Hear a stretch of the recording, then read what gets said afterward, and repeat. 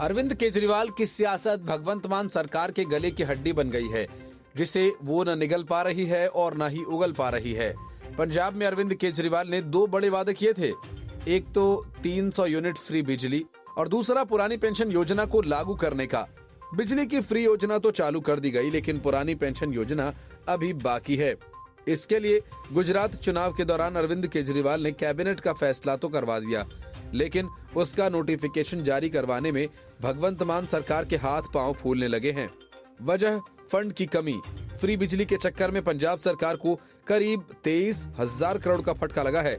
अभी तो भगवंत मान इसी लंबे चौड़े बिल का भुगतान करने में जुटे हैं। माना जा रहा है कि ऐसा करने में वे सफल नहीं होंगे, इसलिए ओपीएस को लागू करना पंजाब सरकार के बूते के बाहर है। एक रिपोर्ट के मुताबिक राज्य सरकार को बिजली सब्सिडी के रूप में 20,000 करोड़ रुपए से अधिक चुकाने हैं, जो संभवतः चालू वित्त वर्ष के अंत में बढ़कर 23,000 करोड़ रुपए तक हो जाएगा। और इतनी बड़ी रकम चुकाने का दम कम से कम पंजाब जैसे राज्य के पास तो बिल्कुल नहीं है। विभिन्न क्षेत्रों को भुगतान की गई कुल सब्सिडी 1997-1998 वित्तीय वर्ष में, जब राज्य में पहली बार फ्री बिजली की घोषणा हुई थी, तब 604 करोड़ 57 लाख रुपए थी। राज्य में पहली बार पूर्व मुख्यमंत्री राजेंद्र कौर पट्टल ने 1997 में कृषि क्षेत्र को मुफ्त बिजली आपूर्ति की घोषणा की थी। तब से वित्तीय रूप से अस्थिर इस राज्य ने पंजाब राज्य विद्युत निगम लिमिटेड को 1,18,000 लाख करोड़ रुपए भुगतान अकेले बिजली सब्सिडी के रूप में किया। यह आंकड़ा बीते वित्तीय वर्ष तक का है। बीते 25 वर्षों में सब्सिडी का लाभ यहाँ के किसानों, अनुसूचित जाति समुदायों, उद्योग क्षेत्रों को हुआ। हालांकि सीएम भगवंत मान के नेतृत्व वाली मौजूदा सरकार के तहत ये स्थिति बिगड़ती दिख रही है, क्योंकि राज्य को बिजली कंपनी को विभिन्न श्रेणियों के लिए बिजली सब्सिडी के रूप में 22,962 करोड़ रुपए का भुगतान करना है, जो कि काफी बड़ी राशि है। संसद का शीतकालीन सत्र कई दिनों पहले समाप्त हो गया। देश के कई राज्यों में भी शीतकालीन सत्र समाप्त हो गया या चल रहा है, लेकिन दिल्ली और पंजाब ऐसे दो राज्य हैं जहां के सीएम सदन का सत्र बुलाने से बच रहे हैं। भगवंत मान कोरोना के बहाने बच रहे हैं। अरविंद केजरीवाल सत्र का सामना करने से बचने के लिए साधना करने निकल गए। नियम है कि कैलेंडर वर्ष में सदन का सत्र 3 बार आयोजित किया जाए, लेकिन इससे अरविंद केजरीवाल को क्या? माना जा रहा है कि अरविंद केजरीवाल सरकार घोटालों में फंसे होने की वजह से सत्र बुलाना नहीं चाहती, क्योंकि इस मौके पर विपक्ष शराब घोटाले से लेकर सत्येंद्र जैन के मसाज कांड और सुकेश चंद्र शेखर की चिट्ठियों को लेकर अरविंद केजरीवाल सरकार के सामने मुश्किलें खड़ी करेगा। और इसी के लिए केजरीवाल ने एमसीडी मेयर के चुनाव तक विधानसभा का सत्र टाल दिया है। दूसरी तरफ पंजाब में किसान अपनी मांगों को लेकर लगातार प्रदर्शन कर रहे हैं। उन्हें विधानसभा के सत्र का इंतजार है और इसी का इंतजार रिटायर्ड कर्मचारियों को है, जिन्हें वादे के मुताबिक ओल्ड पेंशन स्कीम का फायदा मिलना है। कर्ज में डूबे पंजाब का खजाना आम आदमी पार्टी के चुनाव प्रचार पर लुटाने से विपक्ष पहले ही तैयार बैठा है।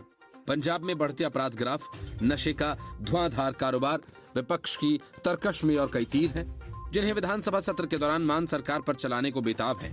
लेकिन भगवंत मान हैं जो विधानसभा सत्र से बचने के लिए तरह तरह की बहानेबाजी कर रहे हैं। कभी चुनाव प्रचार में व्यस्त रहे तो कभी हैदराबाद और चेन्नई में इन्वेस्टर खोजने में। जबकि इस साल का आखिरी सप्ताह शुरू हो गया है, लेकिन भगवंत मान ने अब तक विधानसभा का शीतकालीन सत्र नहीं बुलाया। पंजाब की मान सरकार पहले गुजरात और हिमाचल प्रदेश के चुनाव प्रचार में व्यस्त रही।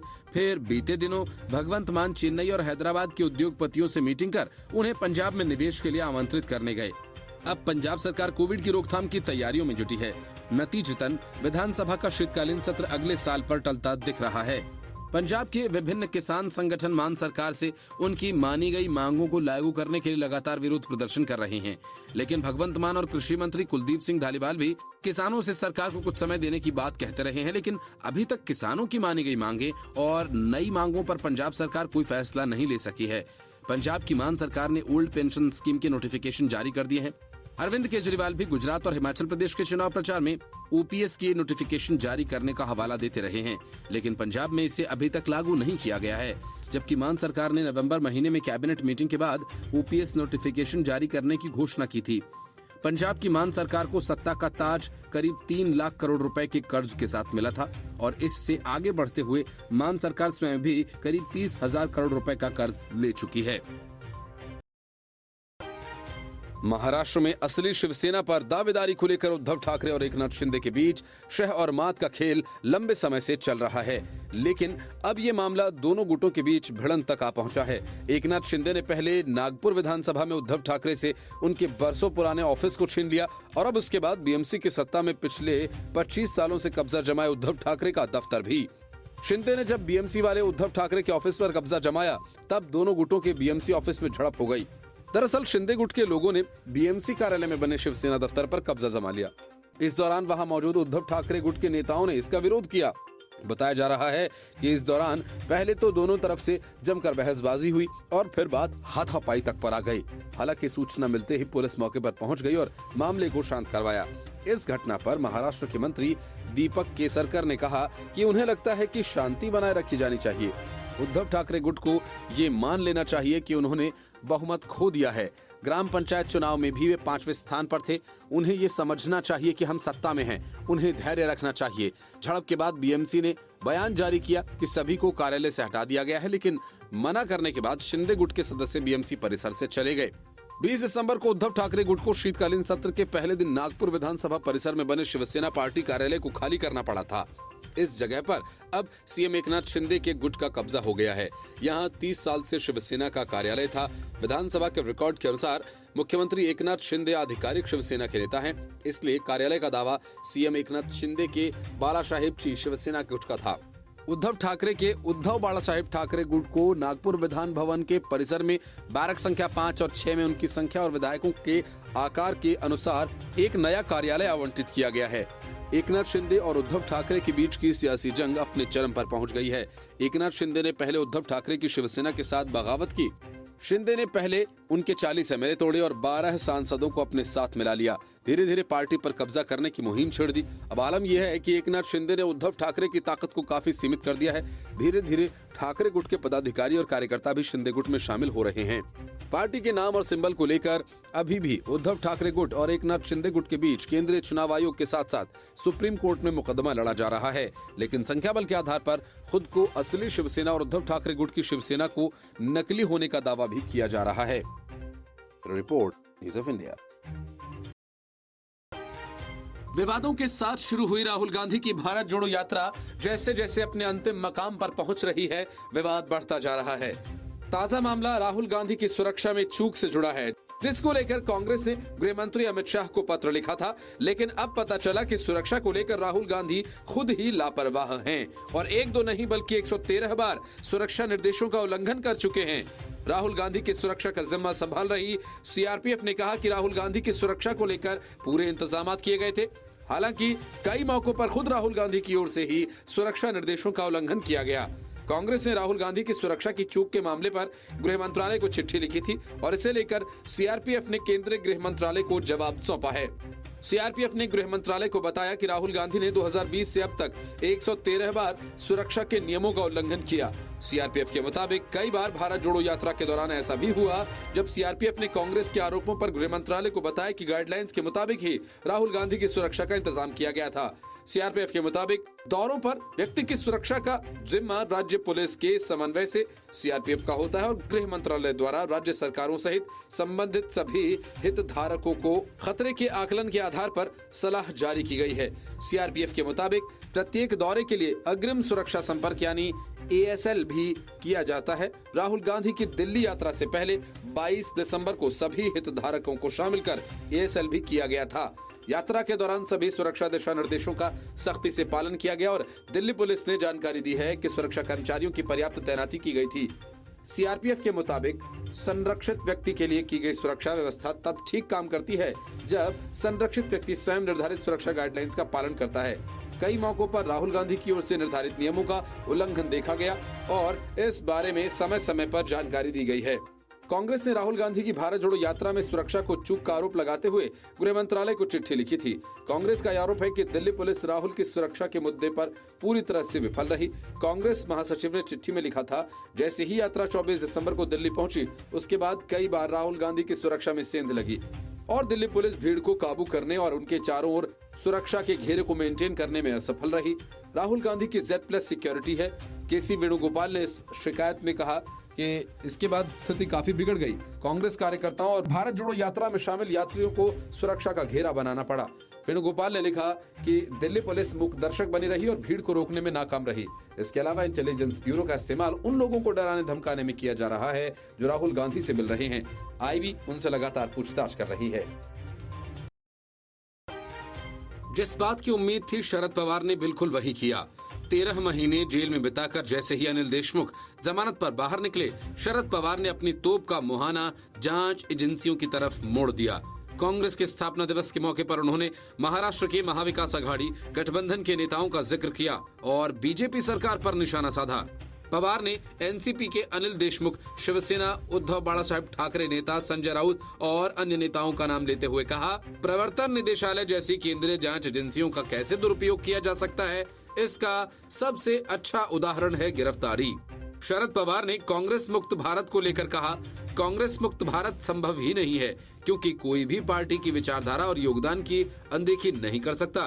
पवार ने कांग्रेस भवन परिसर में कार्यकर्ताओं को संबोधित करते हुए कहा कि ये जगह कई ऐतिहासिक पलों की गवाह रही है। कांग्रेस के लगभग सभी दिग्गज महात्मा गांधी, जवाहरलाल नेहरू, इंदिरा गांधी ने इस जगह को आकर देखा है। इससे पहले पुणे कांग्रेस कार्यालय ही राज्य का मुख्य कार्यालय था। शरद पवार ने कहा कि कांग्रेस के योगदान और इतिहास को नजरअंदाज नहीं किया जा सकता है। उन्होंने कहा कि कुछ लोग कहते हैं कि हम कांग्रेस मुक्त भारत बनाएंगे, लेकिन भारत को कांग्रेस मुक्त बनाना संभव नहीं है। वास्तव में अगर हम भारत को आगे ले जाना चाहते हैं तो हमें कांग्रेस को आगे बढ़ाना होगा। कोई भी कांग्रेस की विचारधारा को नजरअंदाज नहीं कर सकता। एनसीपी प्रमुख ने कहा कि महाराष्ट्र और राष्ट्रीय स्तर पर समान विचारधारा वाले सभी दलों ने एक साथ आने का फैसला किया। उन्होंने कहा कि मुझे यकीन है कांग्रेस मुक्त भारत की विचारधारा का सामना करने और उसे हराने के लिए हमें आपका समर्थन मिलेगा। 28 दिसंबर को भारतीय राष्ट्रीय कांग्रेस ने अपना 138वां स्थापना दिवस मनाया। ये भारत की सबसे बड़ी विपक्षी पार्टी है। स्थापना दिवस के अवसर पर कांग्रेस अध्यक्ष मल्लिकार्जुन खड़गे मुंबई के सोमैया मैदान में एक विशाल रैली में शामिल हुए और इस अवसर पर कन्हैया कुमार, नाना पटोले, केसी वेणुगोपाल, अशोक चौहान और इमरान प्रतापगढ़ी जैसे कांग्रेस नेता यहाँ उपस्थित रहे। मल्लिकार्जुन खड़गे के कांग्रेस अध्यक्ष चुने जाने के बाद से जो बात उनके सारे विपक्षी कह रहे हैं, अब वही बात सलमान खुर्शीद ने कह दी। सलमान खुर्शीद ने कह डाला कि मल्लिकार्जुन खड़गे कांग्रेस को चलाने के लिए हैं, लेकिन असली नेता तो गांधी परिवार ही है। मतलब ये कि मल्लिकार्जुन खड़गे कांग्रेस के मुखौटा अध्यक्ष हैं और पर्दे के पीछे से सारा खेल गांधी परिवार का है। यही वजह है कि हिमाचल का सीएम चुने जाने के बाद सुखविंदर सिंह सुक्खू ने गांधी परिवार की शान में तमाम कसीदे तो पढ़े, लेकिन बंदे ने एक बार भी मल्लिकार्जुन खड़गे का नाम तक नहीं लिया। अब सलमान खुर्शीद ने पर्दे के पीछे की बात को सरेआम कर दिया और कहा कि कांग्रेस अध्यक्ष मल्लिकार्जुन खड़गे केवल पार्टी चलाने के लिए हैं और नेता हमेशा गांधी परिवार रहेगा। इस बयान के बाद भाजपा ने कांग्रेस पर निशाना साधा। भाजपा प्रवक्ता गौरव भाटिया ने पूछा कि क्या खड़गे रिमोट कंट्रोल अध्यक्ष हैं या रबर स्टाम्प अध्यक्ष। भाटिया ने कहा कि सच्चाई सामने आ गई है। कांग्रेस चाटुकारिता और वंशवाद में विश्वास करती है। सलमान खुर्शीद के मुताबिक कांग्रेस अध्यक्ष कोई भी बने, कमान सोनिया और राहुल के पास ही होगी। हमें मल्लिकार्जुन खड़गे को रिमोट कंट्रोल प्रेसिडेंट कहना चाहिए या रबर स्टैंप प्रेसिडेंट। इसके साथ ही उन्होंने कहा कि वर्तमान कांग्रेस अध्यक्ष के पास निर्णय लेने का कोई अधिकार नहीं है। भाजपा प्रवक्ता ने कहा कि वह वही करते हैं जो उन्हें गांधी परिवार ने कहा है। यह चाटुकारिता की पराकाष्ठा है। कांग्रेस का आंतरिक चुनाव सिर्फ एक दिखावा है। सलमान खुर्शीद ने कहा कि कांग्रेस का नेता गांधी परिवार है, जिसके बाद भारतीय जनता पार्टी कांग्रेस पर हमलावर है। खुर्शीद ने कहा कि हमारा नेता गांधी परिवार है और रहेगा। खड़गे पार्टी चलाने के लिए हैं, जो केवल पार्टी के काम पर ध्यान देंगे। शहजाद पूनावाला ने बार बार आरोप लगाया है कि गांधी परिवार पार्टी चलाते हैं और खड़गे सिर्फ चेहरा हैं। मल्लिकार्जुन खड़गे साल अक्टूबर में शशि थरूर को हराकर कांग्रेस के अध्यक्ष चुने गए थे। सलमान खुर्शीद हाल ही में राहुल गांधी को उनकी भारत जोड़ो यात्रा के लिए पूर्व कांग्रेस प्रमुख की सराहना करते हुए उन्हें अलौकिक कहने और उनकी तुलना भगवान राम से करने के लिए सुर्खियां बटोर चुके हैं। Report news of India.